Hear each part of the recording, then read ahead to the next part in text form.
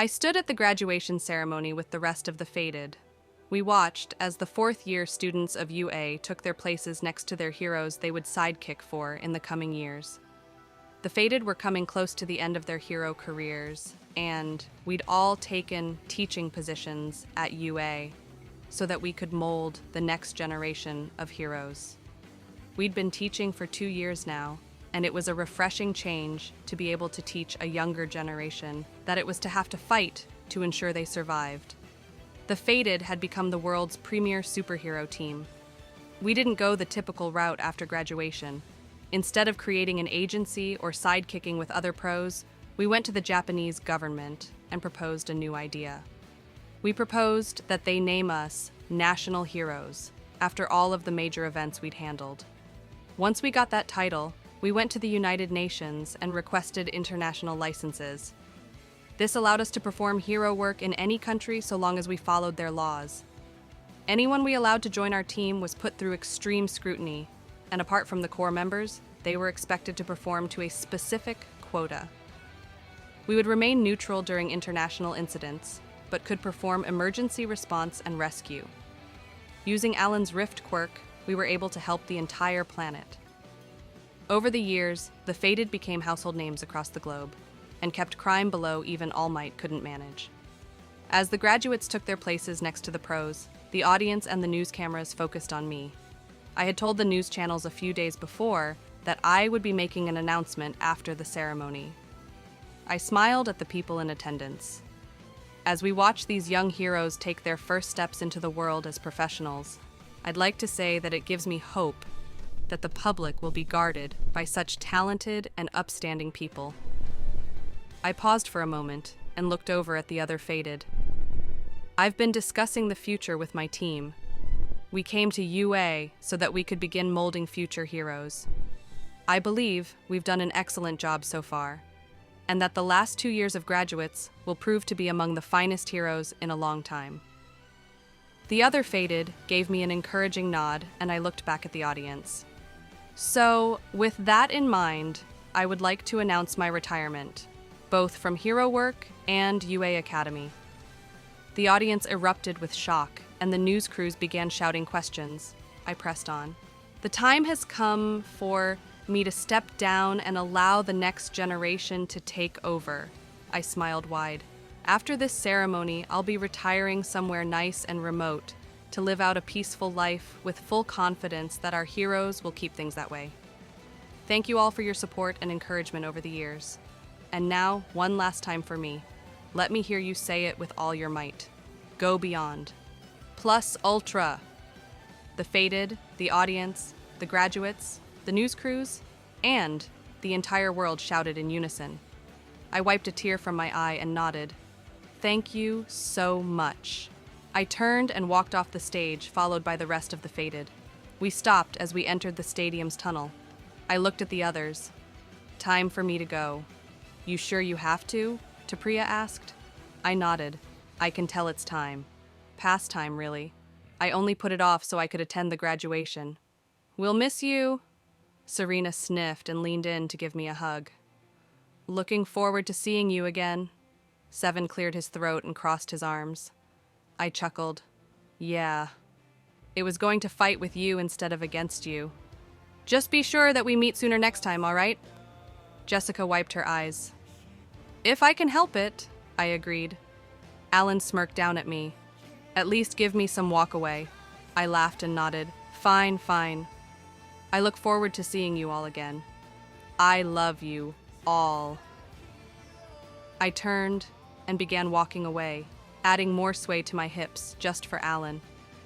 After several steps, I willed myself to move on to the next universe.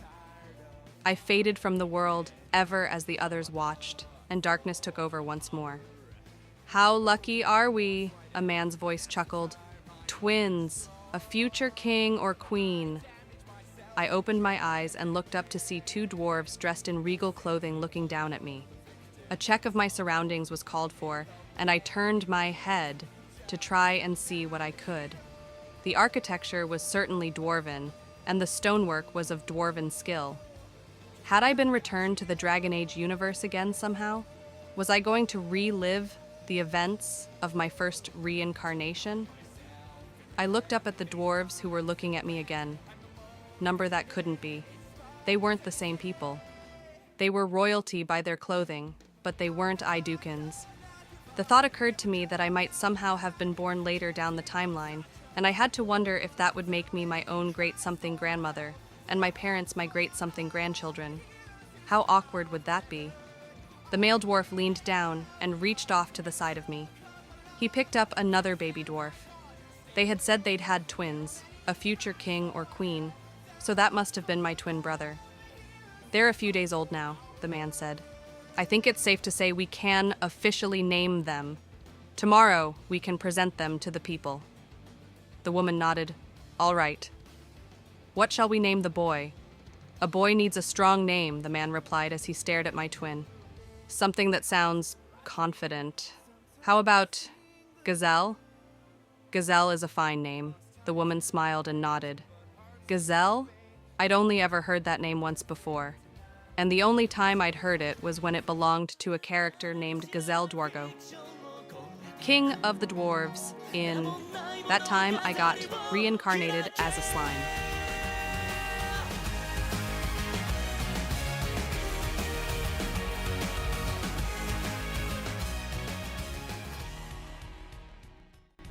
As the pair of adults turned to look at me, time seemed to stop, and an electronic voice called to me in my head. Consciousness achieved, the voice said, acknowledging and quantifying current skill set. Arcane adept, arcane mastery, weapon master, blacksmith, master blacksmith, arcane blacksmith, elemental adept, stone, elemental master, stone, elemental adept, fire, elemental master, fire, elemental adept, water, elemental master, water, elemental adept, lightning, elemental master, lightning, summoner, master summoner, illusionist, master illusionist, telekinesis, telekinesis, mastery, psionic, psionic mastery, telepath, telepathic mastery, analyze, enhanced strength, ogre strength, draconic strength, otherworldly strength, damage resistance, sage, great sage. That was a long list. I could see where it was going. It was trying to account for all the abilities I'd gained over my many lifetimes. Attention, it continued. Attainment of these skills has resulted in the acquisition of other skills. Arcane Master has resulted in the skill, Arcane Damage Nullification. Successful. The combined masteries of stone, fire, water, and lightning has resulted in the acquisition of the skill, Elemental Damage Nullification. Successful. The combined mastery of telekinesis, psionic, and telepathic have resulted in the acquisition of the skill Scion. Successful. Acquisition of the skills. Otherworldly strength and great sage have resulted in the new skill Avatar. Successful. I gave a mental sigh. I understood all of the abilities I had and the level to which I could use them. I went through all of my lifetimes trying not to use them if I could help it. I wanted to play by the rules and experience each universe by itself. It was a bit of a slog to listen to some computer or whatever it was, go into detail as it tried to translate them all into its system. Acknowledged, came the voice again. New skill evolutions are able to be unlocked. Would you like to continue? If I say no, do I lose the chance to unlock them? I thought to myself as a means to communicate with the computer. Number remaining evolutions will be put on hold and can be unlocked at the user's discretion. It replied to my thoughts. Then pause the skill acquisitions until I wish to continue, I responded. Acknowledge, it said. Current skills acquisitions will remain paused until you say otherwise. Time kicked back in, and the adults looked back at me. The woman smiled. What do you think we should name our daughter? How about... The man who was apparently my father began. Merida, I said, loudly and clearly as I locked eyes with him. The pair of them stared at me in shock. Father looked at Mother. Did you hear that? I think she just spoke, Mother said, and looked down at me. My name is Merida, I repeated. They stared at me in amazement once more. You can talk? Father asked in disbelief. I nodded as best I could. Yes. I have the sage skill. It's given me the ability to talk. That was partly the truth and partially a lie. But they worked well enough together to explain how I could speak. My parents continued to stare at me in amazement. Mother finally stood and came over to pick me up. So, you want to be called Merida? She asked as she held me carefully. I nodded. Yes, please. Then, Merida it is? Then, Mother smiled. It was clear that she was still processing the fact that I could talk, but she wasn't going to begrudge me the ability. I was her child, and she was going to love me anyway. I looked over at Father, who was holding Gazelle. If it was the same Gazelle that was king of the dwarves from the series, then that meant we were 300s before the series actually started. That was new. Every time I'd reincarnated, I'd been placed at the start of the story.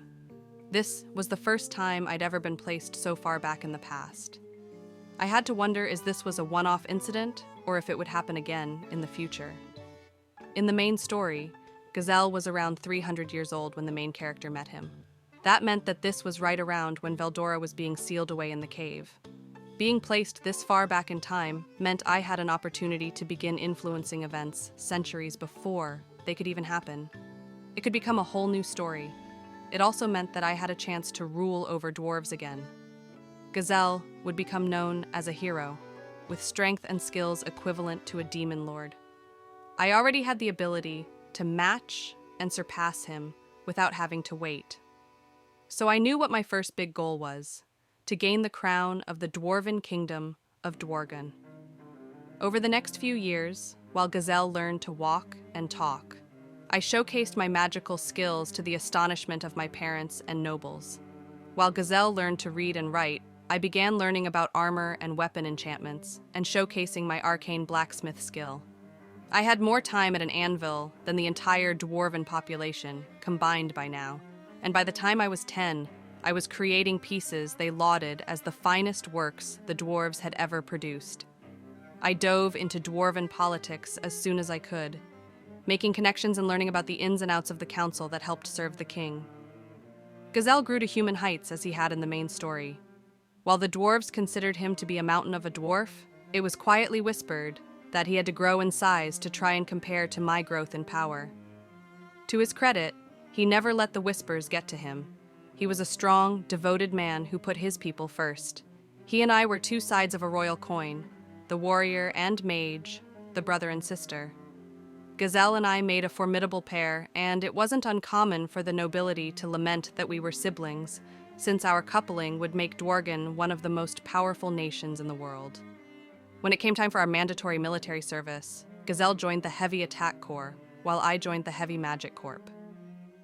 Gazelle had his time to shine during those 30 years. He tore through enemies like a scythe through chaff. His reputation as a warrior grew immensely, and the military saw him as a golden standard for others to look up to. On the other side of the coin, I solidified my reputation as the most powerful magic user in the military.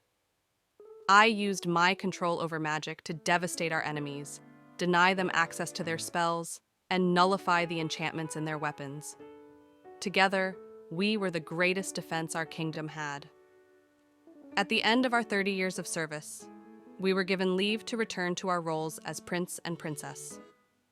However, simply by our presence, enemies refrained from moving against our kingdom.